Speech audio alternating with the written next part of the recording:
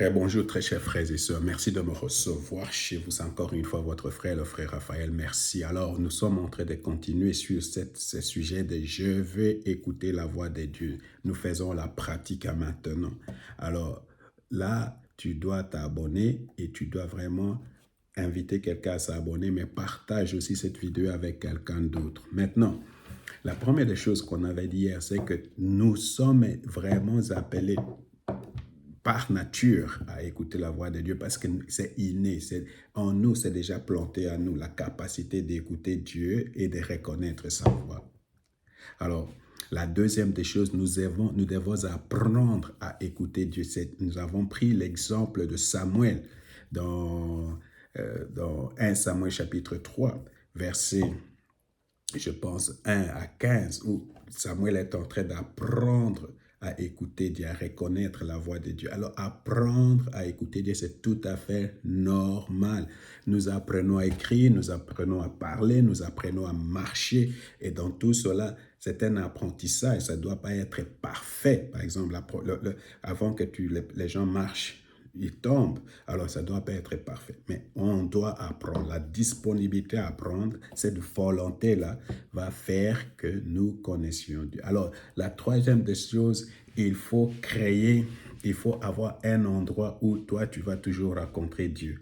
C'est Moïse, par exemple, dans Nombre, chapitre 7, verset 89. Il allait dans le Saint des Saints, au propitiatoire. Nous avons vu avec Samuel, il était entre le chandelier et les coffres frères, c'est là qu'il dormait. Et c'est dans la présence de Dieu. Ça veut dire tout simplement, c'est dans la présence de Dieu qu'on écoute souvent la voix de Dieu. Il faut être dans sa présence. Or, pour rentrer dans la présence de Dieu, nous devons aller avec de remerciements, de louange et de l'adoration. C'est comme ça que nous créons une atmosphère dans laquelle Dieu va nous parler. C'est très important de créer cette atmosphère-là. Mais j'insiste sur le fait qu'il faut être seul parce que beaucoup de gens ont besoin toujours de béquilles, de personnes qui vont... Non, tu dois vraiment, même si vous êtes marié, même si vous êtes marié, au cas moins qu'il y ait une harmonie parfaite entre vous, alors vous pouvez entrer ensemble et vouloir écouter de la part de Dieu. Il est nécessaire aussi de parler à langue, pour les gens qui parlent à langue, d'adorer Dieu en esprit et en vérité. C'est très nécessaire d'avoir quelque chose à écrire parce que si Dieu te parle et que tu n'écris pas souvent, par exemple, Dieu peut te parler par un songe, tu dois écrire. Alors, pour ne pas oublier, Alors, j'insiste sur le fait qu'il faut devenir adulte, il faut devenir mature. Dieu ne parle pas à tout le temps, pour toutes choses et à tout moment. Non, ça n'arrive pas, ça n'existe pas. Dieu nous traite comme des gens matures. Pour les choses pour lesquelles toi-même tu peux prendre une décision et tout ça, il ne faut pas aller demander à Dieu. C'est que souvent, on demande la question à Dieu quand c'est difficile, quand nous ne savons pas ce qu'il faut faire. Alors, la dernière chose, si tu veux écouter de la part de Dieu, il faut apprendre à poser des problèmes à Dieu. Je répète, si tu veux écouter de la part de Dieu, il faut apprendre à poser des questions, à poser des choses à Dieu. Moi, personnellement, je ne connaissais rien sur la Bible. J'étais athée. Et j'avais personne pour m'aider. Mais ce n'est pas le Saint-Esprit. Et la majorité de fois, je posais des questions. Et ce sont des questions qui me troublaient. Et chaque fois quand j'ai posé cette question, j'ai prié, je recevais toujours une réponse de la part de Dieu. Alors, regarde par exemple ce que David a fait. Alors, David posait toujours des questions. Vraiment, s'il y a un exemple à suivre ici, c'est David. Il posait toujours des questions à Dieu avant de faire quelque chose et Dieu lui répondait. Alors, si tu veux une percée, tu veux vraiment avancer, il faut poser toujours des questions à Dieu. Alors, je vais lire 1 Chronique chapitre 14, verset 8 en 12.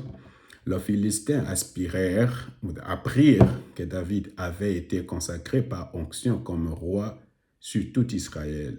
Et ils montèrent tous à sa recherche. Alors, ces gens sont montés pour rechercher David.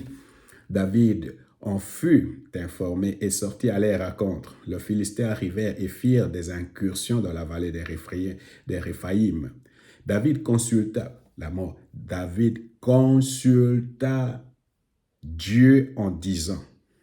Alors, qu'est-ce qu'il dit? Il va consulter Dieu. Dans la présence de Dieu, il va consulter Dieu. Il dit, dois-je monter contre le Philistin et les livreras-tu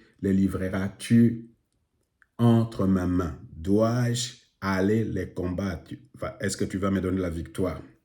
L'Éternel lui dit, monte et je les livrerai entre tes mains. Alors, tu vois, la première des choses, si tu veux vraiment expérimenter Dieu, frère, dois-je monter? Je dois poser les problèmes à Dieu. Je ne sais pas quel genre de problème tu as. Dans la famille, on peut avoir des problèmes, on n'avance pas, on ne travaille pas et tout ça. Tu poses, Seigneur, qu'est-ce qu'il y a comme problème dans ma famille? Dois-je aller? Alors, il y a des exemples comme ça, j'en ai sorti. Qu'est-ce que je dois faire? Ça, ce sont les questions que tu poses à Dieu. Alors, nous allons par exemple dans les chapitres, nous voyons par exemple dans les Actes des Apôtres, chapitre 22, verset 10. Alors, Paul parle, j'ai demandé, que dois-je donc faire, Seigneur? Et le Seigneur m'a dit, relève-toi, va à Damas, et là, on te dira tout ce que tu vas faire. Tu vois? Alors, tu poses la question, qu'est-ce que je dois faire, Seigneur? Tu es dans une situation difficile, tu ne comprends. Qu'est-ce que je dois faire? Crois-moi, frère. Si tu poses ces questions-là, tu vas recevoir une réponse. Par exemple, tu es dans les négociations les plus difficiles, les plus compliquées. Ma femme fait cette expérience, moi je ne sais plus ce qu'il faut faire. Seigneur, qu'est-ce que je dois faire? Et le Seigneur me donne une réponse. Alors, c'est très important. Il faut poser les problèmes à Dieu. Dans 2 Samuel chapitre 2, verset 1, après ces événements, David consulta l'Éternel lui demandant s'il devait aller s'installer dans une ligne de vie de Juda. L'Éternel lui répondit, oui, dans laquelle dois-je aller? Il dit à Hébron, Seigneur, est-ce que je dois quitter Faubourg? Seigneur, est-ce que je dois quitter ce travail? Seigneur, voilà. Alors tu vas recevoir une réponse. Alors dans 2 Samuel chapitre 5, verset 19, alors David là-bas aussi demande, est-ce que je dois aller attaquer les Philistins? Le Seigneur lui dit, va attaquer.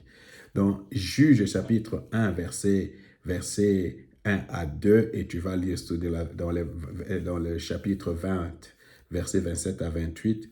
Alors, après la mort de Jésus, ils ont consulté quelle est la tribu qui doit aller le premier pour combattre. Alors, il a dit, c'est la tribu de Juda.